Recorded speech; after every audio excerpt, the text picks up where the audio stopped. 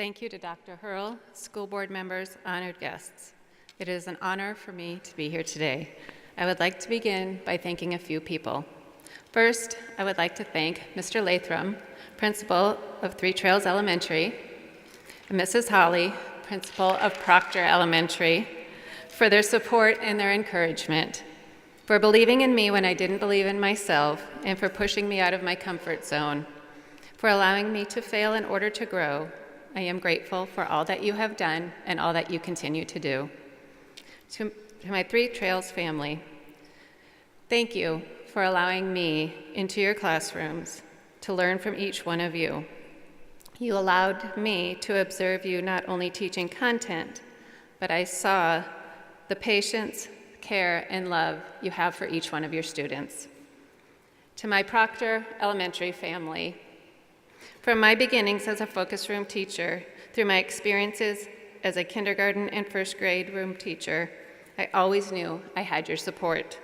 By observing you, I learned patience, compassion, and selflessness. These are traits I strive to emulate every day.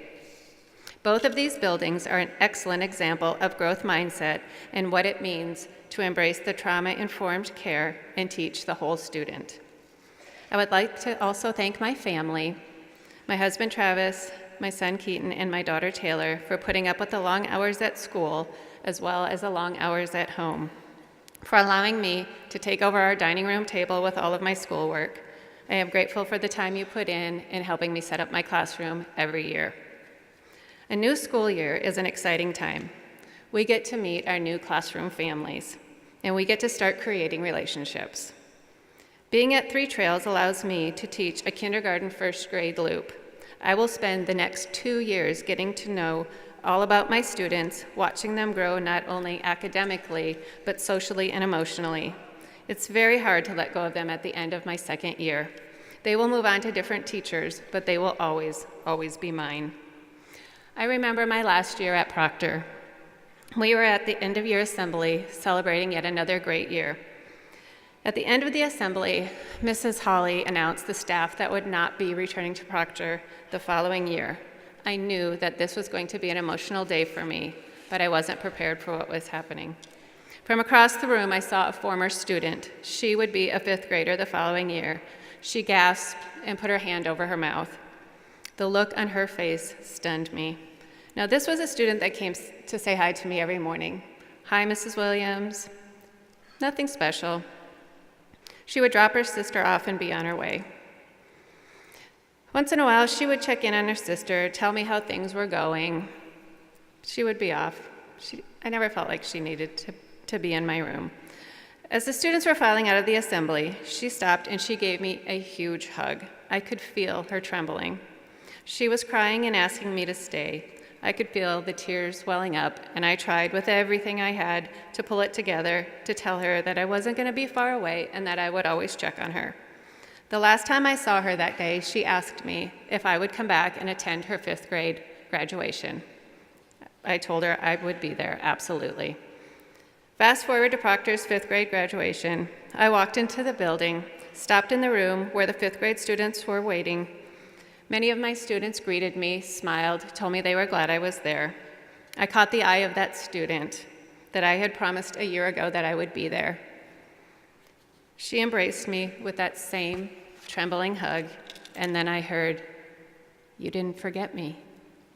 We don't forget our students. We carry them with us. We are fortunate to work in a district that has embraced the trauma-sensitive initiative.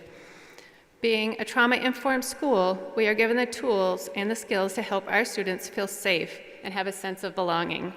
The relationships formed make a lasting impact. As Rita Pearson so wonderfully said, every child deserves a champion, an adult who will never give up on them, an adult who understands that power of connection, and they insist that become the best that they can be. When my son was in first grade, his teacher had the class sit at a carpet. She would go around the room looking at each student and telling them what she loved most about them, what made them special. Some students smiled, some sat a little taller. It was wonderful to watch. After class, she told me, I can always find something to love about my students. Some just might take a little bit longer. Our students come to us doing the very best that they can. It is up to us to teach them the skills they are missing, both academically, socially, and emotionally. The more our students trust us and know how much we care about them, the more risk they will be willing to take. This tweet was sent out just this past weekend by Mr. McCutcheon, principal at Randall Elementary. It says, "We had a student burned in a terrible accident this weekend. This is a picture of his teacher visiting him today. This is why we stress the importance and value of relationships. We love our students unconditionally and will always be there for them." This picture speaks volumes. Relationships aren't just for the school year. They continue for a lifetime. As we begin our new school year, we are given the opportunity to create and strengthen relationships. Let's show our students the power of positive relationships. Let's watch them flourish. Thank you.